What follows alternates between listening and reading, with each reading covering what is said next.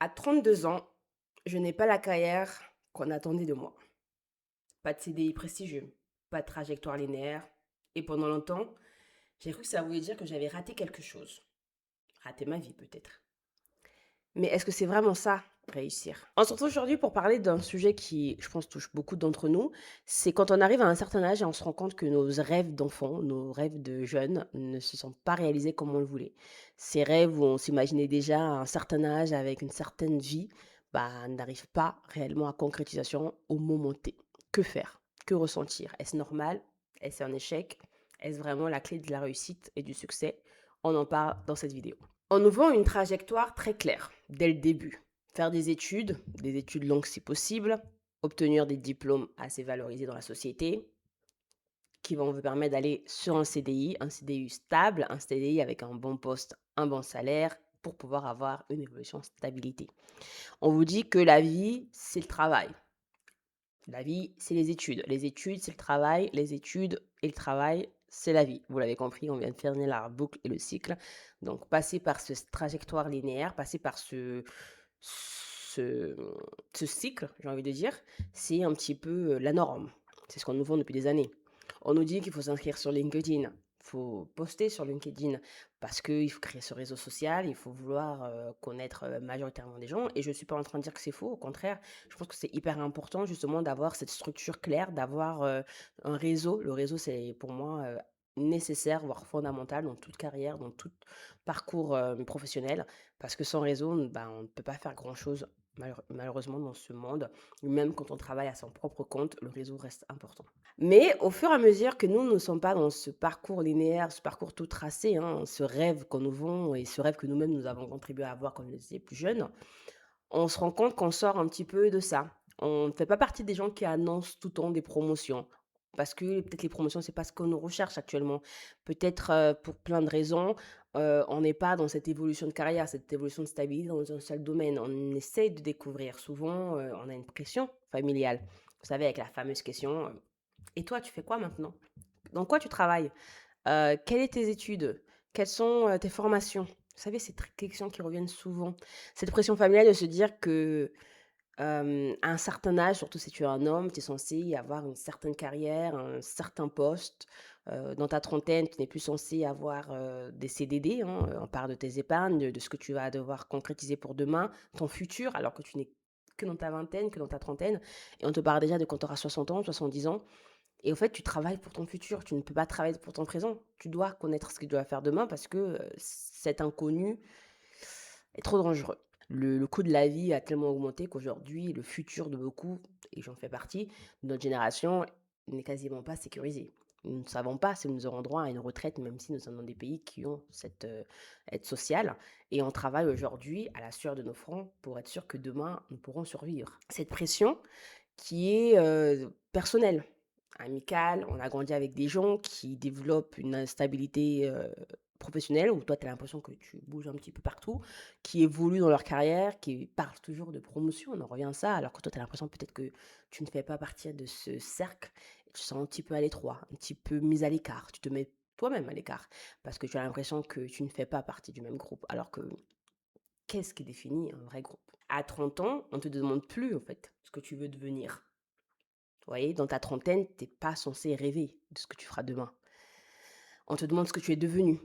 Comme si ta vingtaine, c'était tes rêves et qu'à 30 ans, ça y est, tu l'es devenu ce que tu devais rêver d'être. Et c'est clair. On ne te dit pas qu'est-ce que tu vas faire de ta vie. C'est qu'est-ce que tu fais de ta vie. Qu'est-ce que tu es devenu. La question change. Et là, la pression monte. Le stress monte. Les anxiétés se développent parce que beaucoup n'ont pas cette réponse à 30 ans. Qu'est-ce que tu es devenu? Je suis encore en train de me construire. Beaucoup veulent se construire encore à 30 ans. Beaucoup n'ont pas le même parcours de s'être construit dans la vingtaine. Parfois, la vingtaine n'est pas assez pour se construire. Tout dépend des parcours que l'on a eu, nos backgrounds et nos valises personnelles que l'on traîne font qu'on peut ou pas être construit à sa trentaine. Que parfois, sa trentaine, c'est encore une construction de ce qu'on deviendra demain. Je vais un petit peu rendre personnel, on va parler un peu plus de moi pour élargir. Potentiellement, certains se reconnaîtront dans ce que je dis, certains trouveront deux, trois échos à ce que je raconterai. Je ne vais pas refaire ma vidéo de présentation sur mon parcours, je pense que vous l'avez déjà vu. Si ce n'est pas le cas, je vous mettrai le lien quelque part en haut. et en barre d'information. Mais vous savez, j'ai fait des études, toujours longues. Je ne suis jamais rentrée dans des études professionnalisantes, donc du BTS, du DUT ou ce genre de choses. Moi, j'ai toujours été, dans des parcours qui m'intéressaient, mais qui étaient des parcours sur du long temps, par exemple la psychologie, hein. Vous savez qu'aujourd'hui que, si vous voulez être dans le domaine de la psychologie, vous devez faire minimum bac+5. Le droit, pareil, minimum bac+5. Après, vous pouvez être juriste avec un bac+3, mais bon, voilà. La médecine, à l'époque où je voulais faire médecine, vous savez, c'est des études longues. Donc moi, les études longues ont toujours été un petit peu, ma base et donc avec ça, déjà, le retard grandit. Vous savez que sur des études où vous êtes sur d'une longue durée, bah, vous ne pouvez pas vous permettre de ne pas être à jour, de prendre trop de retard parce que vos études en elles-mêmes sont déjà très longues de base. Donc trop de retard dans des études très longues, bah, ça devient très compliqué. Moi, j'ai travaillé énormément en parallèle de mes études, donc je ne peux pas venir m'asseoir ici et vous dire que je n'ai pas de parcours professionnel, ça serait mentir. J'ai tout touché, j'ai touché à la vente, à l'accueil, au service. J'ai touché à tellement de domaines, j'ai travaillé dans tellement d'endroits que je ne peux pas venir m'asseoir et dire que je n'ai pas ce bagage professionnel parce que ça serait faux. J'ai énormément exploré, c'est peut-être ça le problème, c'était cette base énorme d'exploration qui fait que du coup, on sent une instabilité professionnelle. J'ai évolué, hein, dans mes carrières, mais pas dans le domaine que je voulais. Je ne me suis pas concentrée sur un seul domaine. J'ai touché, comme je vous dis, à tellement de domaines que dans tous mes domaines, j'ai quand même cherché à évoluer parce que, bah, on s'ennuie très vite. Je suis quelqu'un qui a peur de la routine, dans certains domaines et évidemment l'évolution pour moi n'est que logique et nécessaire. Mais dans l'instabilité de l'exploration de plusieurs domaines de carrière, on ne peut pas vraiment dire que j'ai construit une carrière et je n'en voulais pas de construire une carrière. Moi, personnellement, je me sais que je suis attirée par trop de choses. J'ai un esprit qui s'évapore beaucoup trop vite.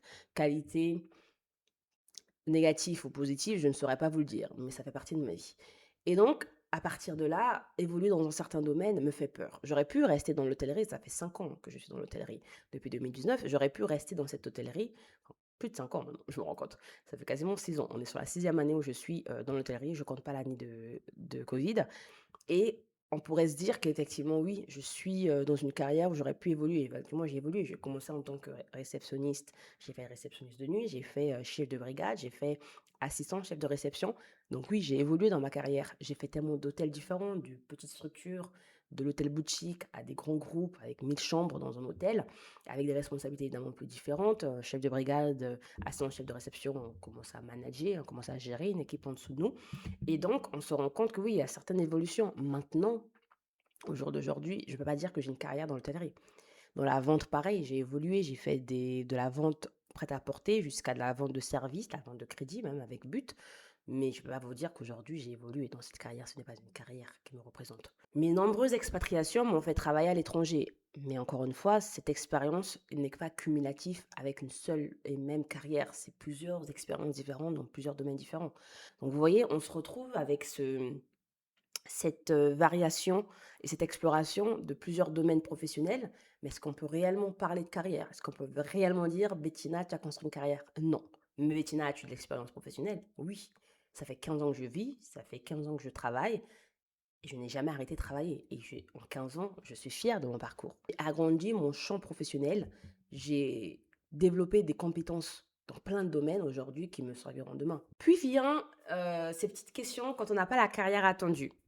Ce n'est pas forcément l'argent qui fait le plus de mal. Je me compare pas, par exemple, à Mister donc l'homme qui partage ma vie, mais surtout que, lui, il a bâti une carrière. Je la vois cette carrière, même Mister, hein, elles ont bâti une carrière dans un domaine précis. Elles savaient ce domaine-là et j'en suis tellement fière pour elles. Elles avaient un domaine particulier. Moi, je ne peux pas avoir de domaine particulier, je n'arrive pas à m'asseoir et me poser sur un truc. Je sais aujourd'hui ce que je veux faire. Ça m'a pris beaucoup de temps à assumer ce parcours, non linéaire avec cette envie de multiplicité dans beaucoup de choses. Moi, j'ai envie d'écrire et d'en gagner ma vie. Mais en même temps, j'ai envie de travailler avec les langues parce que ça fait partie de moi. J'adore parler différentes langues et j'ai envie de travailler dans ça.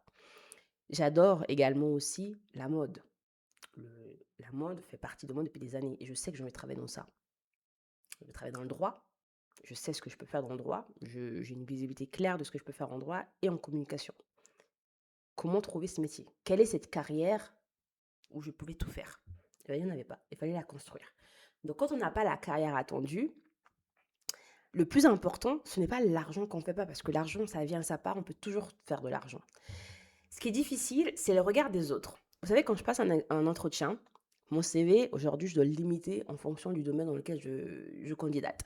Quand je candidate en hôtellerie, je dois limiter certaines expériences parce que mon CV est beaucoup trop grand. C'est pas pour, me vendre, mais mon CV fait 3 pages. Je n'ai que 32 ans et mon CV fait déjà 3 pages. Donc je ne peux pas tout mettre et quand je mets tout, quand j'essaie de mettre, même en version restreinte beaucoup de choses, j'ai toujours ces questions. On me dit: «Vous avez été ici, vous avez été là». Parfois on me parle aussi de ma longévité sur un poste. Vous n'êtes pas resté longtemps. Effectivement, je n'aime pas rester très longtemps sur un poste. L'hôtellerie, moi, j'ai voulu l'explorer en grand et en large. Si j'étais restée 3 4 ans dans une même structure, sur une expérience de 5 6 ans, vous vous rendez compte que je n'aurais pas pu faire tout ce que j'ai fait.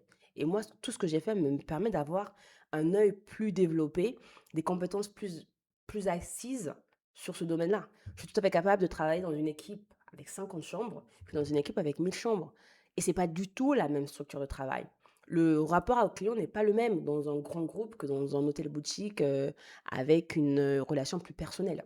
Vous voyez? Et toutes ces expériences-là, j'aurais pas pu les faire sur une longévité plus grande. Donc c'était voulu, cette expérience.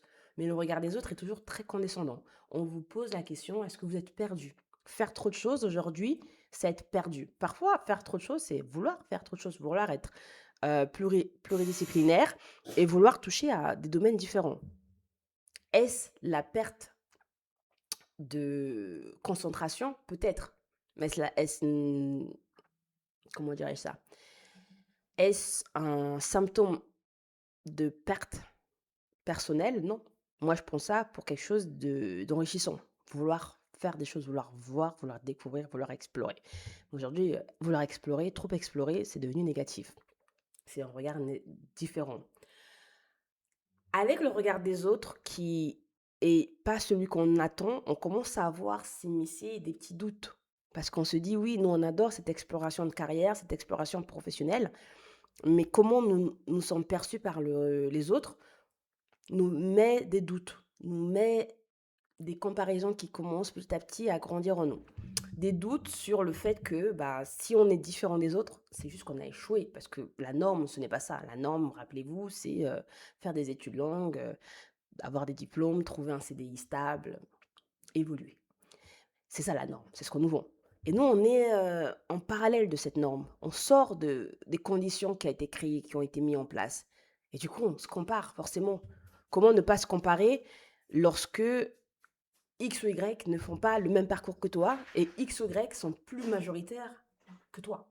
Tu retrouves très peu de gens qui parlent de leur parcours et quand tu as ces gens qui parlent de leur parcours, tu as l'impression que c'est toujours très glorifié, mais à la finalité. Le processus d'évolution de ces personnes-là n'est pas le même.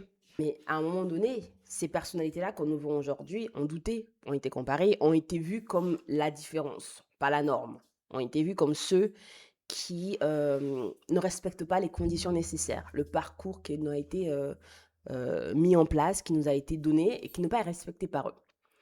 Et là, moi, j'ai envie de vous poser une question. Est-ce qu'aujourd'hui, vous trouvez que ces parcours-là qu'on nous présente aujourd'hui sont des échecs? Peut-être, peut-être pas. L'évolution n'est plus permise. On nous dit aujourd'hui que si tu accèdes à la réussite, ton parcours est légitimé. La réussite peut prendre beaucoup de temps, mais avant d'arriver à cette réussite, il faut bien évoluer. Et pendant tout ce temps, tu es quand même jugé de ce parcours qui sera légitimité plus tard. C'est-à-dire qu'on va légitimiser un parcours que l'on va critiquer. Vous voyez bien que la critique, du coup, devient assez variée. On peut critiquer quelque chose et demain l'applaudir. Alors, est-ce nécessaire de ce sentiment d'être en retard, ce sentiment de doute, de comparaison, lorsque tu sais que demain, la société est tellement changeante, on le voit aujourd'hui avec ces différents métiers qui deviennent de plus en plus la norme, de plus en plus tangibles, des métiers qui, il y a 10 ans, 15 ans, auraient été risibles pour beaucoup d'entre nous et qui aujourd'hui prennent de plus en plus d'ampleur et les métiers qui paraissaient tellement sûrs et certains disparaissent au profit du shaping de la société. Et la société est en train de se différencier, en train de changer, en train d'évoluer. Toutes nos constructions, nos opinions changent avec elle. Aujourd'hui, des métiers, les diplômes de longues études ne sont plus aussi valorisés qu'avant. Ça dépend encore de certains domaines, mais il y a de moins en moins de domaines où les diplômes sont légitimisés. Et on se rend compte de plus en plus qu'on rentre dans une ère